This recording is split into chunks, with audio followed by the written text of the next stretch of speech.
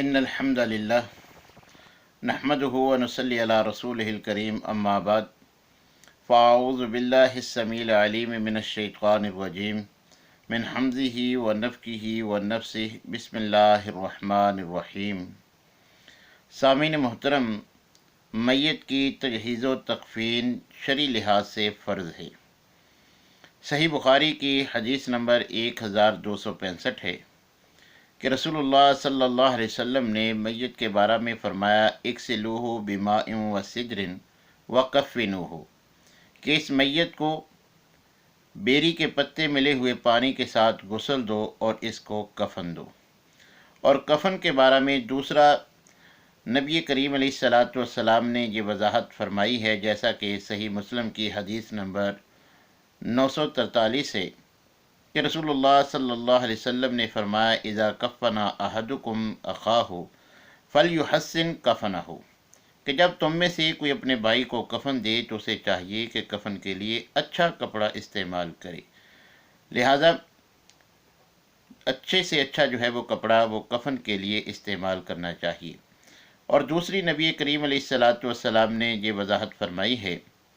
جیسا کہ سنن نبی داود کی 4061 نمبر حدیث ہے کہ رسول اللہ صلی اللہ علیہ وسلم نے کفن کا رنگ بتلاتے ہوئے فرمایا کہ سفید رنگ کا لباس استعمال کرو اور سفید رنگ کے کپڑے ہی میں اپنے مردوں کو کفن دیا کرو۔ ویسے شرعی لحاظ سے پرانے کپڑے اگر صاف ہوں سفید رنگ کے، ان میں بھی کفن دیا جا سکتا ہے، جیسا کہ سیدنا ابو بکر صدیق رضی اللہ تعالی عنہ نے اپنے بارے میں وصیت فرمائی تھی کہ ان کو ان کے زیر استعمال کپڑوں ہی کو صاف کر کے دھو کر انہی میں جو ہے وہ کفن دیا جائے۔ نبی کریم علیہ الصلاۃ والسلام سے میت کو کفن دینے کے لیے 3 چادروں کا استعمال جو ہے وہ ثابت ہے۔ خود نبی کریم علیہ الصلاۃ والسلام کو بھی، جیسا کہ صحیح بخاری کی روایت سے صراحت موجود ہے کہ 3 سفید چادروں میں نبی کریم علیہ الصلاۃ والسلام کو کفن دیا گیا، لہذا اب امت کے لیے بھی یہی مسنون ہے، یہی مشروع ہے کہ میت کو 3 سفید چادروں میں کفن دیا جائے،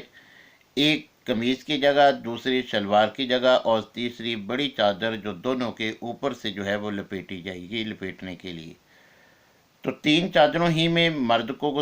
کفن دیا جائے گا اور 3 ہی چادروں میں عورت کو بھی کفن دیا جائے گا۔